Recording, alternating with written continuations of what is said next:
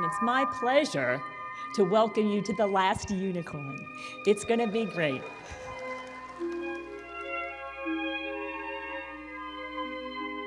The Last Unicorn is a full-length story ballet based on the book by Peter S. Beagle. I read the book in the early 80s, and I really loved it. And I had never done, at that point, an original full-length story ballet, but I had this passion for this book, and my daughter, who was then really tiny, said, you know, why don't you do a ballet? And so I decided to try my first full-length original story ballet based on the book. But it was a long journey because it took me 3 years to do it. I had to start out by getting the permission from Peter Beagle. I'm Peter S. Beagle. I am the author of The Last Unicorn. And he was wonderful. He was very enthusiastic about doing the ballet. That was an easy part. I'm so honored that through all these years, I'm the only choreographer that he's authorized to do a ballet based on his work, which makes me so, so happy. I remember her, I can't believe it's been that long. She came to talk to me. I can remember we went to a coffee shop and we talked for a long time about what she wanted to do. It's so completely out of my hands, so utterly out of my hands, that all I can do is lean back and enjoy it. And now, without further ado, it's my pleasure to present to you, after 34 years, The Last Unicorn. Basically, it's a fairy tale. It was always meant to be. It's a fairy tale about an immortal unicorn who comes to believe that she is the last of her kind. And so she asks all the other animals, and all the other animals say they've never seen a unicorn. But she has to leave them to find if there are other unicorns in the world. And she does find that out, and she finds in certain ways more than she wants to know. She meets the butterfly, and the butterfly tells her they were captured by the evil King Haggard and his servant, the Red Bull, and they've all been put in the sea. They're prisoners there, and they can't get out of the sea.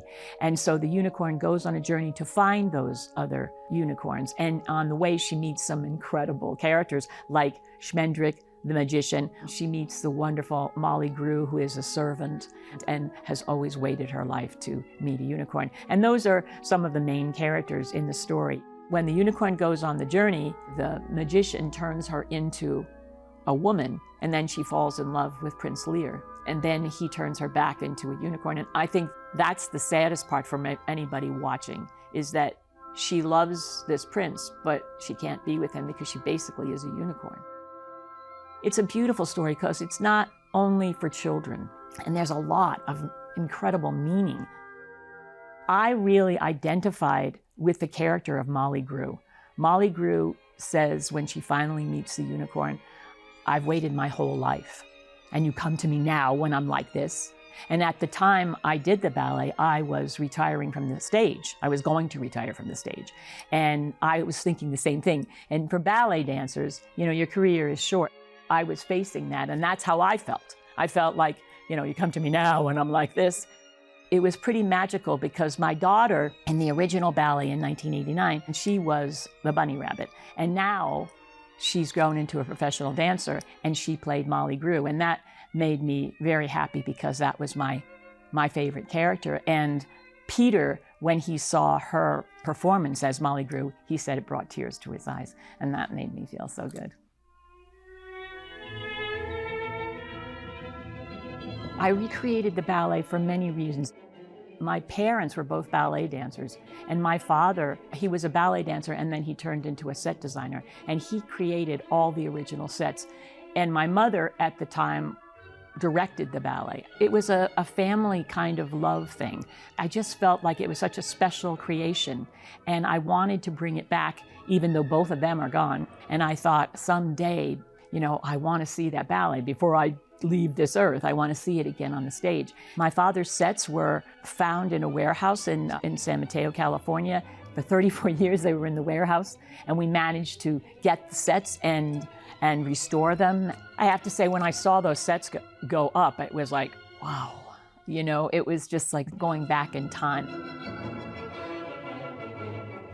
I have the same respect for dancers that I have for actors, because they're out there using all your skill, everything you've learned, everything you've screwed up, everything you know they'd like to do one more time. Me, it's the same, very much the same way. They're doing it for an audience that was right there in front of you. And I'm doing it for an audience I may never see. Yeah, one of the things that Peter said in the original, which I thought was really cute, King Haggard, when he looks at Lady Amalthea, who is the unicorn turned into a lady, he says he can see her. He can see that she's a unicorn through her eyes. Well, showing that in ballet was tough, and so what I did was I had King Haggard dance with the Lady Amalthea, and then I had somebody as a unicorn going back and forth. And one of the things that Peter said is, when he first saw it, he said, how did you do that? What made you do that? And I said, you did. Your words, I did in ballet. And he thought he said, that's genius. And I thought, well, not really, because, I think in ballet terms and he thinks in words, but it's the same kind of thing. In any case, I honor the choreographer just because there she is with her own work out there, and she's worked on it so hard for so long. There's nothing I can do possibly but applaud. We're in the same business. We speak the same language. Because it was my first original story ballet, I wondered if I would like it again, because I remember it as being this incredible, magical thing. And I wondered if it would be, how it would be received, and if it would be as good to me after all these years. But it was, I loved it, and the audiences were amazing. You always, as an artist, always wonder, well, maybe I think this is good, but does anybody else gonna think this is good?